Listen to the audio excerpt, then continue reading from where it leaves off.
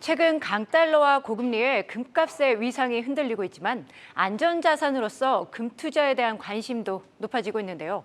오늘 한국거래소는 금연물 지수의 2배 수익률을 추종하는 KRX 금연물 레버리지 지수를 발표했습니다. 금값 상승에 더해 환율 효과까지 노릴 수 있다고 하는데 박혜린 기자가 취재했습니다. 13년여 만에 최고치를 찍은 환율에 반해 온스당 1,800달러 아래로 떨어진 금값. 통상 금 가격은 달러와 금리의 반대로 움직이는 만큼 맥을 못 추고 있는 겁니다. 증권가에선 연말로 갈수록 금값이 상승할 가능성이 크다며 차츰 비중을 확대하는 전략이 유효하다고 조언합니다. 금이 달러로 거래되니까 원래 대부분의 원자재는 반비례를 하고요. 지금 당장은 하방 압력이 좀 있지만 그때 이렇게 떨어질 때 조금씩 매수하는 전략 자체는 유효하다라고 보고 있긴 하거든요. 실제로 귀금속 시장의 큰 손 중 하나인 중국은 최근 다시 대규모로 금을 사들이기 시작했습니다.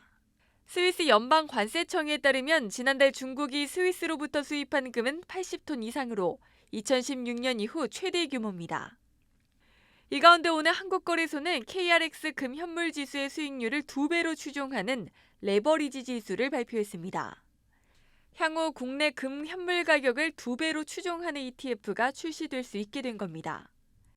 KRX 금시장 가격을 추종하는 금현물 지수, 이 수익률을 극대화하고자 하는 시장 수요가 있어서 지수를 개발하게 되었습니다.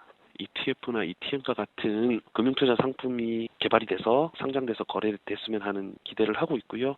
향후에도 이제 다양한 투자 수요를 반영한 지수를 적시에 개발할 수 있도록 지속 노력할 계획입니다.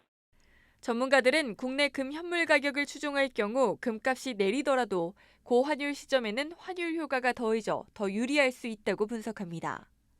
금 가격이 일부 하방 압력을 받더라도 원화가 더 약세에 가는 국면이면 오히려 국내 금 가격은 더 오를 수는 있죠. 가격도 적절하게 좀 싸지는 국면이고 이제 장기적으로 봤을 때 어떻게 보면 통화 정책의 정상화 국면들도 거의 마무리되는 국면에서 장기적인 관점에서는 바닥으로 이제 근접하고 있지 않나.